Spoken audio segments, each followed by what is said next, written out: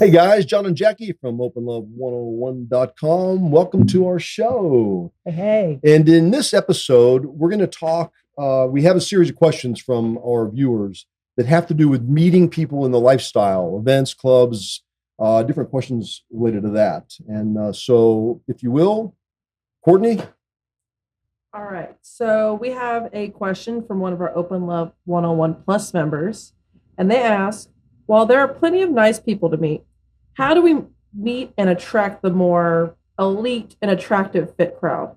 I'm sorry if that sounds pretentious, and maybe it is, but we are professionals, highly educated, and work really hard on fitness and attractiveness for each other.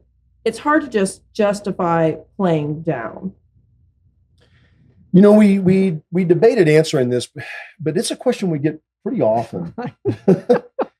And first of all, I think it's great. You know, I think it's great that you're working out and keeping yourself fit and eating right. Being conscious of that. Yeah. Sure. And not everyone is like that. And, you know, I think the lifestyle is really about dating. And the thing is, there are plenty of people in the lifestyle that have never really dated. Maybe they had a high school or an elementary school sweetheart, and they just stayed together and they end up getting married when they got to college, and that's the only person they've been with. And so I see that sometimes those people really have great relationships, but they struggle with stuff like this. Like, how do we navigate this? And I think, go ahead. No, go ahead. You finish your thought. Yeah. So I really think if you want to, we're attracted, a lot of times we're attracted to similar types of people. You know, Jackie and I like hiking. And so if we meet couples that like to go hiking, we're attracted to them for those reasons. And some people are attracted to each other based on how they look or their fitness. They like working out together, those kind of things. And there's nothing at all wrong with that. You know, you mentioned it's pretentious. I think if you think of yourselves as more than someone else, yes, when you talk about playing down, that might be a little pretentious. But honestly, I think it's more about being with someone that you're attracted to because you have similar qualities. And the way to find that is to involve yourself in groups of people that are similar. You know, there's plenty of lifestyle groups out there on Facebook, on the adult social sites. It might be geared towards fitness and working out and eating right and those types of things. And that's where you can find one place where you can find those types of people. Your turn. My brain is kind of swirling. There's a lot of, interesting little points. I think the comment about playing down, I would never encourage anybody in anything to do something that isn't satisfying to them. If they have this perception that they are accepting something less than what they want to accept, then my question would be, well, why are you doing that? Right. You want to enjoy what it is that you are doing. Now, I think there's a lot of judging books by its cover kind of feel that I get in this. But I also understand too, everybody, like you said, they're going to have things that they're going to find attractive, and there's nothing wrong with that either. But I think if we automatically discount somebody without getting to know them, because here's the interesting thing that I have found is you can maybe look at somebody from a physicality standpoint, but then you can start talking to them and there can be nothing about them. I don't care how good looking they are or how perfect that they are. There can be something about their personality that makes all of that not matter. Then the flip side to that is there can be someone that maybe isn't someone that you would think that you would be attracted to. But once you start a conversation with them, that becomes less of an issue. You then become absorbed in the person and what they have to offer from maybe in an emotional or an intellectual standpoint. you realize that there's something much deeper to that person than just the physicality of who they are. And that is kind of a beautiful bliss spot that you can get to when you can just be in that moment and appreciate the beauty of what's happening in that moment, where you can literally go against your own perceptions. Mm-hmm. You know, the important thing to remember is don't be so married to who you think you are that you restrict yourself from being able to experience some opportunities because of your own judgment. So that's what I would, tell this couple. Yes, absolutely. I get it. If, like you said, we like to hike, we like to jog, we like to be super active, we're automatically going to have something in common with people that like to do that as well. Mm-hmm. And so there's an ease there. There's already like built-in topic, built-in sense of community with those people. But I guarantee you that if you meet somebody outside of that circle, you're going to learn something. It's that thing of like, we don't know what we don't know. And we might find out that there's something out there that we're like, oh my gosh, if I hadn't taken the time to get to know you, Mm-hmm. I wouldn't know this thing. And it, here's the other thing. You always have your partner to go back to, right? Like I know at the end of any evening that I'm going to have 100% success rate because I'm going home with my partner. So I know that my evening is going to be spectacular, whether it's with someone else or my partner. So anything else for me just gets to be frosting. It just gets to be this wonderful topping to the evening. And so I think if we, I understand us wanting to connect with people from a sexual standpoint. I get that too. That can be very gratifying and fun, and it's an exploration into ourselves, and we get to try new things. We get to experience new things. Women get to find their voice. Men get to find their voice. We really get to kind of be in a space where we really get to grow. We really get to kind of find out things about ourselves. So I understand that side of it. And I understand the desire to want that, to be in that. Just don't be so restrictive of that you actually shoot yourself in the foot, and you keep yourself from being able to have those opportunities because you have created such a narrow window of what you're going to accept. Yeah, and I get that. Although I do know that we're attracted to certain people physically. 100%. And to kind of get down, to answer their question, go to places where you may have a lot to choose from is an idea. So there's cruises out there that might have 300 or 3,000 cabins. So then you have 3,000 couples that you're able to you can meet lots of people. You can look, at the people that you're attracted to, and then go talk to them. And then that's a good point too. Yeah, and then you can find, and you have to talk, because you're talking here about intelligence as well. You're saying that you're professionals and you have this, so you want to have people that have like mind.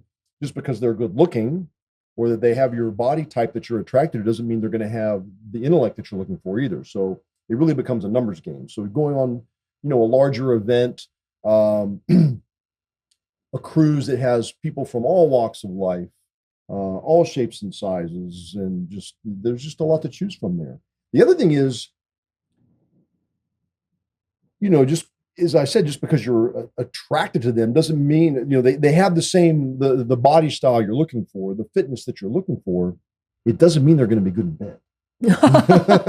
Whoa, that is a really good point. And ultimately, that's probably what you're looking for, is a great time. That's what I'm taking from this. Looking for someone to have fun with in the sack, and there's no guarantees there. So it still becomes a numbers game. Sometimes you're going to meet someone, or we might meet a couple, and we might click, and we might click everywhere. But there have been times where we don't. Yeah. And you don't know that until you try. And Yeah. so, as Jackie said, you have to keep an open mind to that. That's a great question. Courtney. So the second question we have is from another Open Love 101 Plus member. And they ask, how do we begin to make connections with others like us who are more experienced in the lifestyle? I know these may sound redundant, but to me, one is advertising and the other is networking. I'm not really sure I understand that part. I know these may sound redundant, but to me, one is advertising and networking. So I'm just going to go to the part about how do we find people that are experienced in the lifestyle. And, once, like we just talked about, thanks for that question, Courtney, by the way. When you have to get out there and meet people, and you'll find through conversation whether or not they're experienced in the lifestyle or not. You'll find out if they're newbies or first time to a club. You find out if they're newbies, first time to on the cruise. That's really the number one way, and it then encourages communication. Another way to really find out if someone's experienced is to go to some of the adult social dating sites, like SDC.com or Cassidy.com, for instance. And on those sites, you can tell by looking at people's profiles how long they've been in the lifestyle a lot of times. You see how many people they're actually know, their friends list, the events they've gone to, and you can get an idea. And then you can reach out to them and say, hey, we're new. We'd like to meet and maybe get some of your input because you have so much experience in the lifestyle. Yeah. I know, when we go to the club and I meet a new couple, that's really almost one of the first things out of my mouth is, how long have you guys been together? How long have you been in the lifestyle? For me, I'm always just really curious because I love meeting those couples that have been together for 20 years, but then they've been in the lifestyle for 5. So I'm always just like really interested in how they made that transition. So to me, it's more about just putting yourself out there. You're the one that needs to be that conversation starter. I know that it can be difficult sometimes. But it's like you said, it's about, contacting the clubs, making those connections or being on the adult social sites or signing up for trips or, just making as many of those kinds of connections, as you can with that. Yeah. So, Courtney, do you have another question for us? Yeah. So the last one we have, again, thanks to all the Open Love 101 Plus members for sending these questions in. No doubt. Because it definitely helps. Is my partner and I have been in the lifestyle for 5 years now and have been to a couple of lifestyle house parties. We've met a few couples and have had no issue up until now. We just moved to a new area at the end of 2021 and have only gone to a couple of lifestyle club events, but we are struggling to mingle with the group. It feels like there's a clique of people and we can't figure out how to be welcomed into the conversation. We don't mind the club scene, but we are really struggling to get to know anyone in our new city, let alone go to a house party. We prefer personal invites versus going through dating sites. Do you have any advice on how to break in the clique or how to get to know people in our new city? Asking about the weather is getting old. Aw, that's so, it's hard when you move to a new place. Trying to get out there, put yourself out there and make yourself known, and you kind of have left your comfort zone where you were familiar with everything. You don't realize that you take it for granted sometimes until you're outside of that and you're like, dang it, it was like so easy. But then it's like, well, at one point you were new, even in that situation. So, maybe thinking back to how did you break the ice in that situation? How did you get to the point in that circle where you were? Just kind of a reflection there. But for me, it falls back to like what I said earlier, in terms of dating. There's some people out there, couples we know, that have been together their entire lives and they really haven't dated. And this is about dating. And to date, you have to meet people. And when I used to go to when I was single, going to nightclubs when I was much younger, my goal was to meet someone to hang out with and to get to know. And it is difficult. It's hard to put yourself out there. I had a lot of fear of rejection, and I'm wondering if that's what's going on here. When we see people talking in a lifestyle event or a club, how do we go about interrupting them and joining that clique, as they say here? And that can be challenging.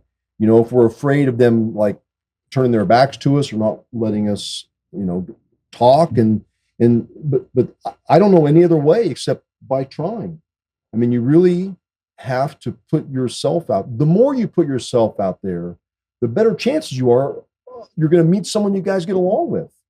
And we hear all the time in the clubs, oh, there's such a clique. There's a clique on the second floor. And what it is, it's people that have known each other a while and they're comfortable talking to each other. But I guarantee they are looking to meet new friends and to meet new people. Right. In the way, they probably feel the same way you do. They have a fear of going out around and meeting new couples. And that's why they're in a clique. Right. They're comfortable where they are. Right. And so if you take a chance and walk up and let them know, hey, we're a new couple, how you guys doing?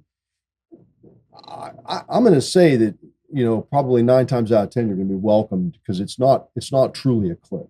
It's just a group of people that are comfortable being around each other. Right. Especially in a club, people are looking for certain things, or, you don't know if that girl has a boyfriend or is married or whatever. There's definitely probably more of a chance of being turned down in a club than in a lifestyle event or lifestyle club.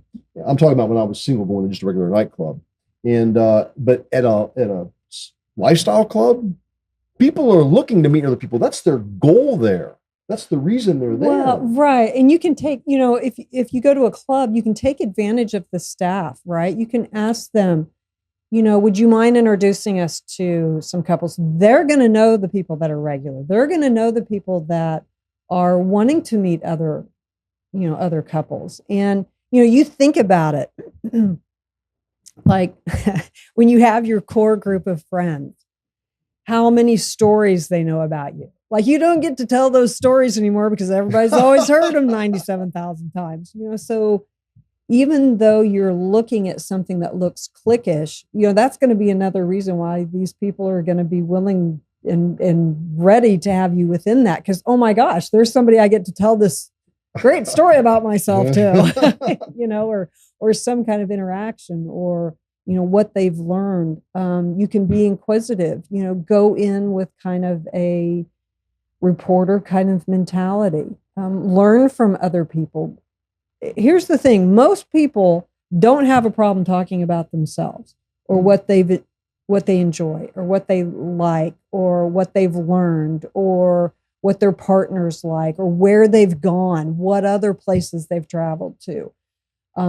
But like John said, it's about having the courage and the tenacity and the bravery of going up and, being vulnerable, putting yourself in that position to do it. We can't sit back anymore and just expect people to come to us. And we can't, at the end of the night, we can't be like, well, nobody came up and talked to me.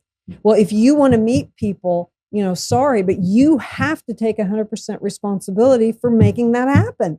If you want to talk to somebody, go talk to them. And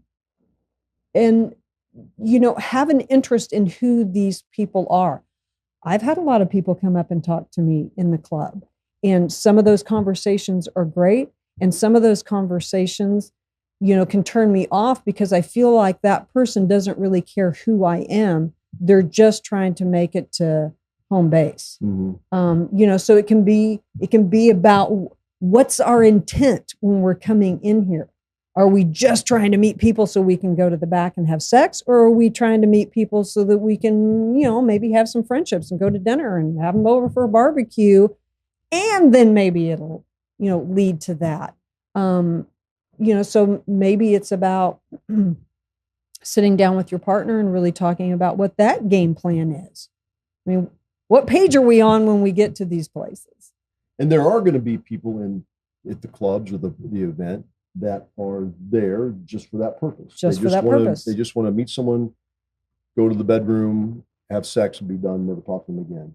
You may be one of those couples. And if you are, you'll probably find another couple like that in the club.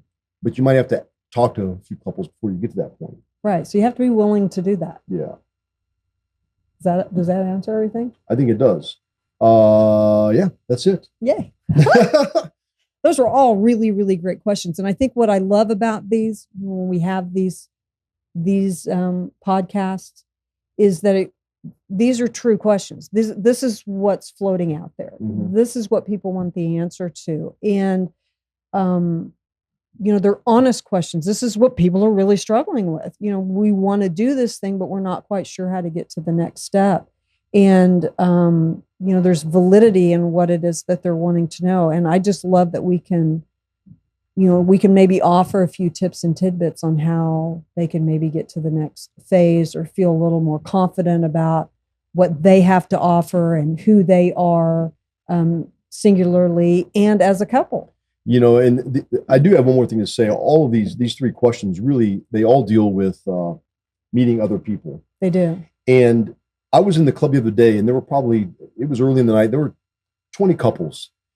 They were all sitting off by themselves. There was like one little group, maybe 3 or 4 couples together, but everyone else was away. Spread apart. Yeah, I just sat back and watched. And eventually, one of these couples got up and they went over to one of the other couches where there was a couple, and they stood up and asked if they could join them, and they said yes. And they sat there and they talked to each other the entire night, and they had a great time. And that's really what it takes. You can go into a club or an event and you go look around the room, and when you see everyone sitting by themselves, they're all in the same place you are.